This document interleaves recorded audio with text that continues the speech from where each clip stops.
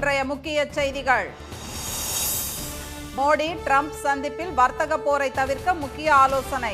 அமெரிக்காவிலிருந்து இறக்குமதியாகும் பொருட்களுக்கு வரி சலுகை அளிக்க திட்டம்.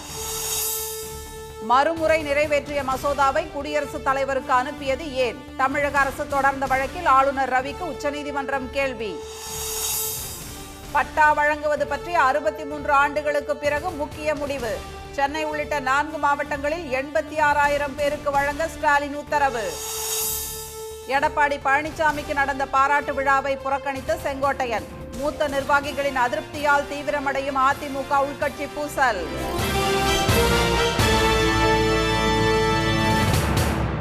வணக்கம். வணக்கம்.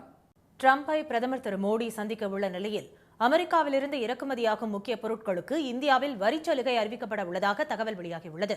பிரான்ஸ் மற்றும் அமெரிக்காவுக்கு அரசுமுறை பயணமாக திரு மோடி இன்று டெல்லியிலிருந்து தனி விமானத்தில் புறப்பட்டுச் சென்றார். பாரிஸில் நடைபெறவுள்ள செயற்கை நுண்ணறிவு மாநாட்டுக்கு பிரான்ஸ் அதிபர் மேக்ரானுடன் இணைந்து தலைமை வகிக்கும் அவர் நாளை மறுதினம் அமெரிக்கா செல்கிறார். அமெரிக்காவில் 2 நாட்கள் பல்வேறு நிகழ்ச்சிகளில் பங்கேற்கும் திரு மோடி ட்ரம்பை சந்தித்து குடியேற்ற விவகாரம், இருதரப்பு நல்லுறவு உள்ளிட்டவை குறித்து ஆலோசனை நடத்துகிறார். அதிபராக 2வது முறை பதவியேற்றுள்ள ட்ரம்ப் பல்வேறு அதிரடி நடவடிக்கைகளை எடுத்து வருவதுடன் வெளிநாடுகளில் இருந்து இறக்குமதியாகும் பொருட்களுக்கு கூடுதல் வரி விதிக்கப்படும் என்றும் அறிவித்துள்ளார். வர்த்தகத்துறையில் தமது நடவடிக்கை ஒவ்வொரு நாட்டையும் பாதிப்பதாக இருக்கும் என்று அவர் எச்சரித்திருந்தார். இந்நிலையில் ட்ரம்ப் திரு மோடி பேச்சுவார்த்தையில் வர்த்தக போரை தவிர்ப்பது முக்கிய அம்சமாக இருக்கும் என்று மூத்த அதிகாரிகள் தெரிவித்தனர். சீன பொருட்களுக்கு 10% கூடுதல் வரியை அமெரிக்கா விதித்ததற்கு பதிலடியாக அமெரிக்காவிலிருந்து பெறும் எரிவாயுவுக்கு சீனா வரியை அதிகரித்தது. இதுபோன்ற வர்த்தக போரை தவிர்க்கும் நடவடிக்கையாக மின்னணு, ரசாயனம், மருத்துவ சிகிச்சை உபகரணங்கள் உள்ளிட்ட 12 பிரிவுகளில் அமெரிக்காவிலிருந்து இறக்குமதியாகும் பொருட்களுக்கு வரியை குறைக்க மத்திய அரசு திட்டமிட்டுள்ளது. மரக்கூழ், டிஷ் ஆண்டனா, மருத்துவ உபகரணங்கள் உட்பட அமெரிக்காவை இந்தியா சார்ந்திருக்கும் பொருட்களுக்கு வரிச்சலுகை வழங்க திட்டமிடப்பட்டுள்ளதாக அதிகாரிகள் கூறினர். இந்நிலையில் ட்ரம்ப் அடுத்த அதிரடியாக அனைத்து இரும்பு மற்றும் அலுமினிய இறக்குமதிக்கு 25% வரி விதிக்கப்படும் என்று அறிவித்துள்ளார். இது கனடா மற்றும் மெக்சிகோவுக்கு பாதிப்பை ஏற்படுத்தும் என்று கூறப்படுகிறது. குறைந்த மதிப்புள்ள சென்ட் நாணயங்களை அச்சிடுவதை நிறுத்தவும் ட்ரம்ப் உத்தரவிட்டுள்ளார். இதுகுறித்து நிதித்துறை செயலருக்கு அறிவுறுத்துமாறு தமது செயலாளரிடம் கூறியுள்ளதாக ட்ரூத் சோஷியல் வலைதளத்தில் அவர் தெரிவித்துள்ளார். நிக்கல் உள்ளிட்ட உலோகங்கள் மூலம் 5 சென்ட் நாணயம் ஒன்றை உருவாக்க 14 சென்ட் செலவாகிறது என்றும் ட்ரம்ப் குறிப்பிட்டுள்ளார். ஆளுநரால் திருப்பி அனுப்பப்பட்ட மசோதாவை சட்டப்பேரவையில் மீண்டும் நிறைவேற்றி அனுப்பும் போது அதற்கு ஒப்புதல் அளிக்காமல் குடியரசுத் தலைவருக்கு எப்படி அனுப்ப முடியும் என்று உச்சநீதிமன்றம் கேள்வி எழுப்பியுள்ளது. ஆளுநர் திரு RN ரவி மசோதாக்களை கிடப்பில் போட்டு வைப்பதை எதிர்த்து தமிழ்நாடு அரசு உச்சநீதிமன்றத்தில் தாக்கல் செய்த மனு மீது நீதிபதிகள் திரு JB பர்திவாலா, திரு R மகாதேவன் அமர்வில் இன்று விசாரணை நடைபெற்றது. ஆளுநரின் அதிகாரம் தொடர்பான கூடுதல் விவரங்களை மத்திய அரசின் தலைமை வழக்கறிஞர் திரு வெங்கட்ரமணி தாக்கல் செய்தார். அப்போது ஆளுநர் மசோதாக்களை நிறுத்தி வைக்கிறார் என்றாலே அது செல்லாது என்றுதான் அர்த்தம் என்று முன்பு வாதிட்டதை சுட்டிக்காட்டிய நீதிபதிகள், அப்படியென்றால் செல்லாத மசோதாக்களை குடியரசுத் தலைவர் ஒப்புதலுக்கு எப்படி அனுப்ப முடியும் என்று வினவினர். மசோதா பற்றிய முடிவை வெளிப்படையாக அரசுக்கு ஏன் தெரிவிக்கவில்லை என்றும் அவர்கள் கேள்வி எழுப்பினர். அதற்கு துணைவேந்தர் நியமன விவகாரத்தில் ஆளுநரை நீக்கி அவரது அதிகாரத்தை மாநில அரசே வைத்துக் கொள்ள முயற்சிப்பதால் தான் ஒப்புதல் வழங்கவில்லை என ஆளுநர் தரப்பில் விளக்கம் அளிக்கப்பட்டது. ஆனால் ஆளுநர் மனதில் என்ன இருக்கிறது என்பதை தெரிவிக்காமல் மறு ஆய்வுக்கு திருப்பி அனுப்புவது எப்படி சரியாகும் என்று நீதிபதிகள் கேள்வி எழுப்பினர். ஆளுநருக்கு தனியாக விருப்ப உரிமை இல்லை என்பதை அரசியல் சாசன நிர்ணய சபையில் அம்பேத்கர் தெளிவாக விவரித்துள்ளதாக கூறிய அவர்கள், மசோதாவுக்கு ஒப்புதல் கொடுக்க விரும்பாவிட்டால் அதை உடனே குடியரசுத் தலைவருக்கு அனுப்பியிருக்க வேண்டும், அதுதான் அரசியல் சாசன பிரிவு 200 விளக்கம் என்று தெரிவித்தனர். அப்போது தமிழ்நாடு அரசு சார்பில் ஆஜரான மூத்த வழக்கறிஞர் திரு அபிஷேக் சிங்வி, ஆளுநர் என்பவர் அமைச்சரவை ஆலோசனைப்படி மட்டுமே செயல்பட முடியுமே தவிர தன்னிச்சையாக செயல்பட முடியாது என்றும், ஆளுநரை விட மக்களால் தேர்ந்தெடுக்கப்பட்ட அரசுக்கே அதிக அதிகாரம் உள்ளதாகவும் கூறினார். சட்டமன்றத்தில் மறுநிறைவேற்றம் செய்த மசோதாவுக்கு ஆளுநர் ஒப்புதல் அளித்தே ஆக வேண்டும் என அரசியல் சாசனம் கூறுவதை சுட்டிக்காட்டிய அவர், 2வது முறையாக மசோதாவை சட்டமன்றத்தில் நிறைவேற்றி ஒப்புதலுக்கு அனுப்பிய பிறகு அதை குடியரசுத் தலைவருக்கு அனுப்பியது அதற்கு எதிரானது என வாதிட்டார். தமிழ்நாடு அரசு சார்பில் ஆஜரான திரு ராகேஷ் திவேதியும், ஆளுநர் விருப்பம் போல் முடிவெடுத்தால் அது மசோதாக்களை செயலிழக்க செய்வதாகிவிடும் என்றும், கூட்டாட்சி தத்துவத்தில் நாடாளுமன்ற ஜனநாயகத்தில் அமைச்சரவை ஆலோசனைக்கு மாறாக ஆளுநரின் தனி விருப்பத்துக்கு இடம் கிடையாது என்றும் தெரிவித்தார். அனைத்து தரப்பு வாதங்களும் நிறைவடைந்ததை தொடர்ந்து வழக்கின் தீர்ப்பை நீதிபதிகள் தேதி குறிப்பிடாமல் ஒத்திவைத்தனர். சென்னை மற்றும் அதனை சுற்றியுள்ள 3 மாவட்டங்களில் அரசால் அறிவிக்கப்பட்ட ஆட்சேபனை இல்லாத இடங்களில் குடியிருப்போருக்கு 6 மாதங்களுக்குள் பட்டா வழங்க தமிழ்நாடு அரசு முடிவு செய்துள்ளது. சென்னையில் தலைமைச் செயலகத்தில் முதலமைச்சர் திரு மு.க.ஸ்டாலின் தலைமையில் அமைச்சரவைக் கூட்டம் இன்று நடைபெற்றது. அப்போது தமிழக பட்ஜெட் உள்ளிட்ட பல்வேறு அம்சங்கள் குறித்து விவாதிக்கப்பட்டது. அமைச்சரவைக் கூட்டத்துக்கு பிறகு செய்தியாளர்களிடம் பேசிய வருவாய் மற்றும் பேரிடர் மேலாண்மை துறை அமைச்சர் திரு KKSSR ராமச்சந்திரன், சென்னை, காஞ்சிபுரம், செங்கல்பட்டு, திருவள்ளூர் மாவட்டங்களில் பெல்ட் ஏரியா எனப்படும் 32 கிலோமீட்டர் தொலைவுக்கு உட்பட்ட ஆட்சேபனையற்ற புறம்போக்கு பகுதிகளில் குடியேறியவர்களுக்கு 6 மாதங்களுக்குள் பட்டா வழங்க அமைச்சரவைக் கூட்டத்தில் முடிவு செய்யப்பட்டதாக கூறினார். சென்னையில் மட்டும் 29,187 பேர் பட்டா இல்லாமல் ஆட்சேபனையற்ற புறம்போக்குகிறேன் நீர்நிலை புறம்போக்கு போன்ற அந்த பகுதி இல்லாமல் ஆட்சேபனையற்ற புறம்போக்கு பகுதியில் குடியிருக்கிறார்கள். அவர்களுக்கெல்லாம் பட்டா வழங்குவதற்கு வேண்டிய அந்த பணிகளை 6 மாத காலத்தில் முடித்து கொடுக்க வேண்டும் என்று சொல்லியிருக்கிறார்கள். 1962ஆம் ஆண்டே இந்த பெல்ட் ஏரியா தொடர்பான சட்டம் கொண்டுவரப்பட்டிருந்தாலும் 63 ஆண்டுகளுக்கு பிறகு ஏழை மக்களுக்கான நிவாரணத்தில் முதலமைச்சர் மிகப்பெரிய புரட்சியை செய்திருப்பதாக அவர் கூறினார். தனி மனிதனுக்கு குடியிருக்க வீடோ இடமோ இல்லாமல் இருக்கக்கூடாது என்ற அடிப்படையில் இந்த முடிவு எடுக்கப்பட்டிருப்பதாக கூறிய அமைச்சர், இதற்கான வழிகாட்டு நெறிமுறைகள் உருவாக்கப்பட்டு விரைவில் பணிகள் தொடங்கும் என்றும் அதற்காக மாநில மற்றும் மாவட்ட அளவில் 2 குழுக்கள் அமைக்கப்பட்டுள்ளதாகவும் கூறினார். மொத்தம் 87,000 பேருக்கு பட்டா வழங்க அமைச்சரவை ஒப்புதல் வழங்கியுள்ளதாகவும் திரு ராமச்சந்திரன் தெரிவித்தார். அதிமுக தலைவர்களுக்கிடையே மோதல் போக்கு நாளுக்கு நாள் தீவிரமடைந்து வருவதால் அக்கட்சி தொண்டர்கள் குழப்பமடைந்துள்ளனர். சென்னையில் கடந்த 4ஆம் தேதி நடந்த அதிமுக கள ஆய்வுக் கூட்டத்தில் பேசிய முன்னாள் அமைச்சர் திருமதி கோகுல இந்திரா, கட்சியில் மரியாதை இல்லை என்றும் சுவரொட்டிகளில் தமது பெயர் தவிர்க்கப்படுவதாகவும் குற்றம் சாட்டி இது யார் கொடுக்கும் நிர்பந்தம் என்று கேள்வி எழுப்பினார். இதனால் எழுந்த பரபரப்பு அடங்குவதற்கு முன் கோவை மாவட்டம் அன்னூரில் அத்திக்கடவு அவிநாசி திட்டத்திற்கு அடிக்கல் நாட்டியதற்காக அதிமுக பொதுச் செயலாளர் எடப்பாடி திரு பழனிசாமிக்கு நேற்று பாராட்டு விழா நடந்தது. இதற்கான அழைப்பிதழில் எம்ஜிஆர், ஜெயலலிதா படங்கள் தவிர்க்கப்பட்டு திரு பழனிசாமியின் படம் மட்டும் இடம்பெற்றிருந்தது. எனவே இந்த நிகழ்ச்சியை முன்னாள் அமைச்சர் திரு செங்கோட்டையன் புறக்கணித்தார். இதுகுறித்து கோபிச்செட்டிப்பாளையத்தில் இன்று செய்தியாளர்களிடம் பேசிய அவர் தமது உணர்வை வெளிப்படுத்தவே விழாவை புறக்கணித்ததாக தெரிவித்தார். அந்த நிகழ்ச்சிக்கு வர வேண்டும் என்று அழைக்கின்ற போது அவரிடத்தில் நான் என்ன சொன்னேன் என்று சொன்னால், எங்களை வாழ வைத்த தெய்வமாக இருக்கிற புரட்சித் தலைவர் அம்மாவுடைய திருவுருவப் படங்கள் அதிலே இல்லை. நீங்கள் கலந்து பேசியிருந்தால் நான் உங்களிடத்தில் என்னுடைய உணர்வுகளை எங்களிடத்திலே பிரதிபலித்திருப்பேன். 3 நாட்களுக்கு முன்னாலே தான் அந்த கடிதங்களை எங்களுக்கு தருகிறீர்கள் வர அழைப்பதலை. ஆகவே தான் இந்த உணர்வுகளை உங்களிடத்தில் எடுத்துச் சொல்கிறேன் என்று சொல்லி என் உணர்வு இவ்வளவுதான். இந்நிலையில் டெல்லியில் கட்டப்பட்டுள்ள அதிமுக அலுவலகத்தை திரு பழனிசாமி சென்னை ராயப்பேட்டையில் உள்ள கட்சியின் தலைமை அலுவலகத்திலிருந்து காணொலி காட்சி மூலம் இன்று திறந்து வைத்தார். இந்த நிகழ்ச்சியிலும் திரு செங்கோட்டையன் கலந்து கொள்ளவில்லை. திரு செங்கோட்டையன் மற்றும் திருமதி கோகுல இந்திராவின் அதிருப்தி குரல்கள் குறித்து நிர்வாகிகளுடன் திரு பழனிசாமி ஆலோசனை நடத்தினார். பின்னர் செய்தியாளர்களிடம் பேசிய முன்னாள் அமைச்சர் திரு ஜெயக்குமார், அரசியல் சார்பு இல்லாத நிகழ்ச்சி என்பதால் எம்ஜிஆர், ஜெயலலிதா படங்கள் தவிர்க்கப்பட்டதாக கூறினார். கட்சியை சேர்ந்த விவசாயிகள் இருக்கின்ற காரணத்தினால இதில் ஒரு அரசியல் கலப்பு இருக்கக்கூடாது என்ற வகையில் தான் விவசாயிகளால் ஏற்பாடு செய்யப்பட்ட அந்த கூட்டம் நடைபெற்றது. எனவே அந்த வகையில் தான் இது பார்க்க வேண்டும். கருத்து வேறுபாடுகள் பற்றி பொதுவெளியில் பேசாமல் பொதுச் செயலாளரிடம் கூறலாம் என்று திரு ஜெயக்குமார் தெரிவித்தார்.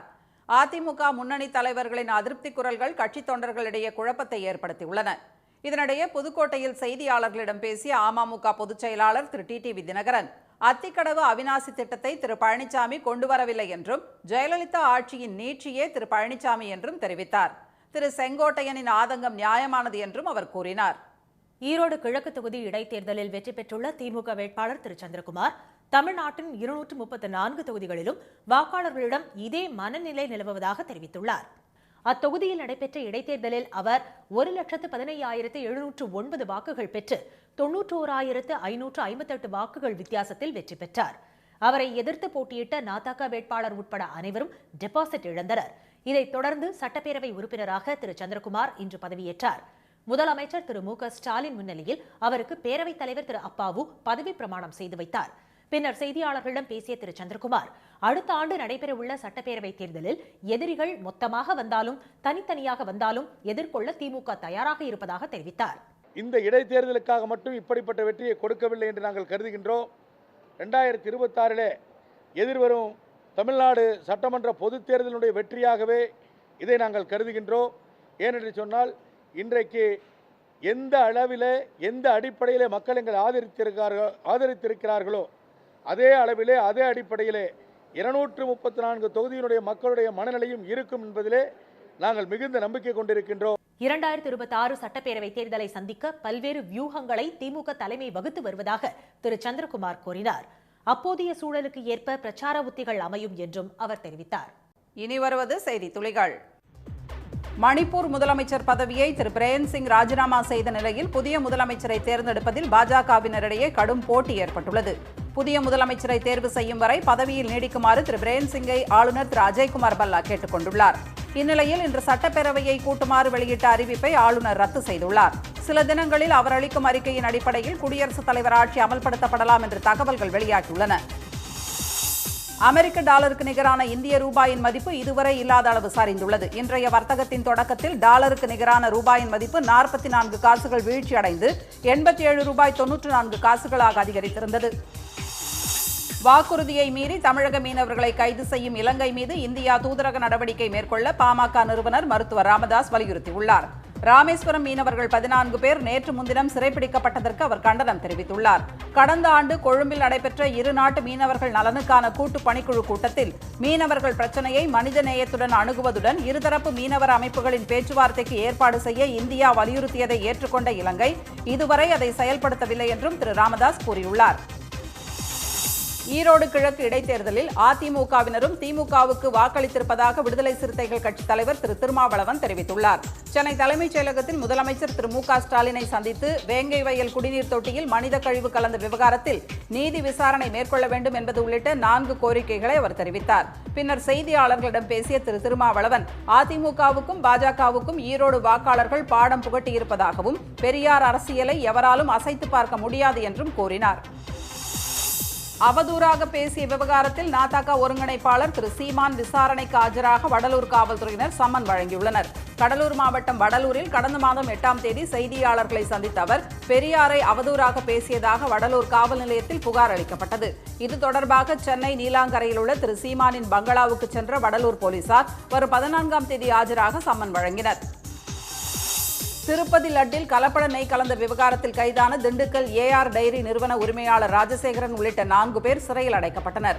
இது தொடர்பான புகாரை விசாரித்த சிபிஐ ராஜசேகரன், உத்தராகண்டைச் சேர்ந்த போல் பாபா, விபின் குப்தா உள்ளிட்ட 4 பேரை கைது செய்து நேற்றிரவு நீதிபதியின் வீட்டில் ஆஜர்படுத்தியது. வரும் 20ஆம் தேதி வரை நீதிமன்ற காவலில் வைக்க நீதிபதி உத்தரவிட்டதை அடுத்து 4 பேரும் திருப்பதி சிறையில் அடைக்கப்பட்டனர். நாமக்கல் மாவட்டம் குமாரபாளையத்தில் காவிரி நீர் பச்சை நிறமாக மாறியதால் அப்பகுதி மக்கள் அதிர்ச்சி அடைந்துள்ளனர். சாயப்பட்டறைகளிலிருந்து திறந்துவிடப்படும் கழிவுகளால் காவிரி நீர் பச்சையாக காட்சி தருவதாக அவர்கள் கூறினர். இது இந்த ஆகாய தாமரையினுடைய குறைபாடா, இல்லை இந்த சாயப்பட்டறை கழிவா, இல்லை தோல் சாப்புடைய களங்களா, என்ன ஏதுன்னெல்லாம் கொஞ்சம் ஆய்வு பண்ணணும். இது ஆய்வு பண்ணீங்கன்னா தான் குடிக்கிறதுக்கு தரமான குடிநீர் கண்டிப்பாக கிடைக்கும். இந்த விவகாரத்தில் மாசு கட்டுப்பாட்டு வாரிய அதிகாரிகள் உரிய நடவடிக்கை எடுக்க வேண்டும் என்று பொதுமக்கள் கோரியுள்ளனர். திருச்சி மாவட்டம் மணப்பாறை அடுத்த பழையபாளையத்தில் போக்சோ வழக்கில் கைது செய்யப்பட்ட அரசு ஆதிதிராவிடர் தொடக்கப்பள்ளி தலைமை ஆசிரியர் திரு நாகராஜனை விடுவிக்க கோரி 5வது நாளாக போராட்டம் நடைபெற்று வருகிறது. மக்களிடம் நன்மதிப்பை பெற்ற அவர் மீது பொய் புகார் தரப்பட்டுள்ளதாக குற்றம் சாட்டும் பெற்றோர் 5 நாட்களாக குழந்தைகளை பள்ளிக்கு அனுப்பாமல் உள்ளனர். ஈரோடு மாவட்டம் சத்தியமங்கலத்தில் 1 கிலோ முட்டைக்கோசை 1 ரூபாய்க்கு வியாபாரிகள் கொள்முதல் செய்வதாக விவசாயிகள் வேதனை தெரிவித்தனர். தாளவாடி, கொங்கள்ளி, கெட்டவாடி உள்ளிட்ட 40 கிராமங்களில் 100 ஏக்கரில் சாகுபடி செய்த முட்டைக்கோசை அடிமாட்டு விலைக்கு வியாபாரிகள் கேட்பதாக விவசாயிகள் கூறினர். நாற்றே பார்த்தீங்கன்னா 70 பைசா கொடுத்துருக்குது. அந்த நாற்றை வாங்கி நடவு பண்ணி அதுக்கு உரம் போட்டு அதுக்கு பராமரிப்பு பண்ணி அறுவடை செஞ்சு பண்ணும்போது எங்களுக்கு பார்த்தீங்கன்னா ஒரு 10 ரூபாய்க்கு நாள் விற்றா கடுபடியாகுது. ஆனால் அந்த லோக்கலுக்கு வியாபாரிகள் ஒன்று சேர்ந்து என்ன பண்ணுறாங்கன்னா 1 ரூபாய்க்கு மேலே வாங்குறதே கிடையாது. வெளிச்சந்தையில் முட்டைக்கோஸ் கிலோ 20 ரூபாய்க்கு விற்கப்படுவதாக விவசாயிகள் தெரிவித்தனர். தேங்காய் கிலோ 80 ரூபாய்க்கு விற்கப்படுவதால் தேனி மாவட்ட விவசாயிகள் மகிழ்ச்சி தெரிவித்துள்ளனர். வரத்து குறைவு உள்ளிட்ட பிரச்சனைகளால் கடந்த சில மாதங்களாக தேங்காயின் விலை கிடுகிடுவென உயர்ந்துள்ளது. ஒரு 6 மாதமாக தேங்காய் விலை கிடுகிடுன்னு உயர்வாகி போயிடுச்சு. அதுக்கு காரணம் என்னென்னா தேங்காய் வரத்து குறைஞ்சிருச்சு. அதாவது ஒரு தோப்பில் 10,000 காய் விழுந்த இடத்துல ஒரு 2000 தேங்காய் வருது. அதனால் பற்றாக்குறை ஆகி போச்சு. அது மேலும் தேங்காய் உற்பத்தி குறைஞ்சிக்கிடுச்சு, ரொம்ப குறைஞ்சிக்கிடுச்சு. 50 முதல் 55 ரூபாய்க்கு விற்கப்பட்ட 1 கிலோ தேங்காய் தற்போது 80 முதல் 90 ரூபாய் வரை விற்பனையாவதாக விவசாயிகள் கூறினர். தங்கு கடல் மீன்பிடிப்புக்கு அனுமதி கோரி தூத்துக்குடி விசைப்படகு மீனவர்கள் காலவரையற்ற வேலைநிறுத்தத்தில் ஈடுபட்டுள்ளனர்.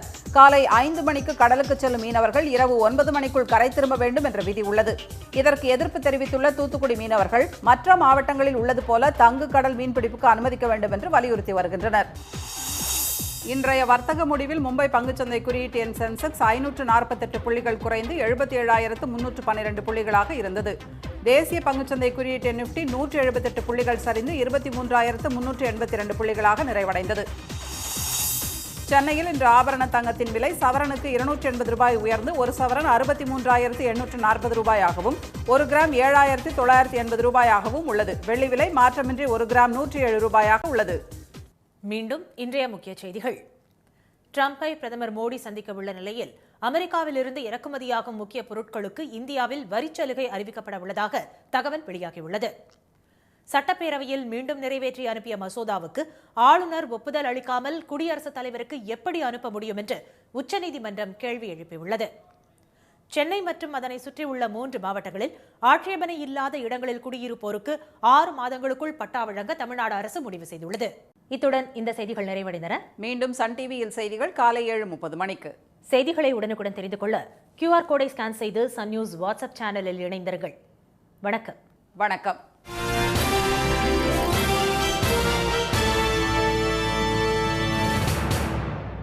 உடனுக்குடன் செய்திகளை தெரிந்து கொள்ள சன் நியூஸ் பெல் ஐகானை கிளிக் பண்ணுங்க.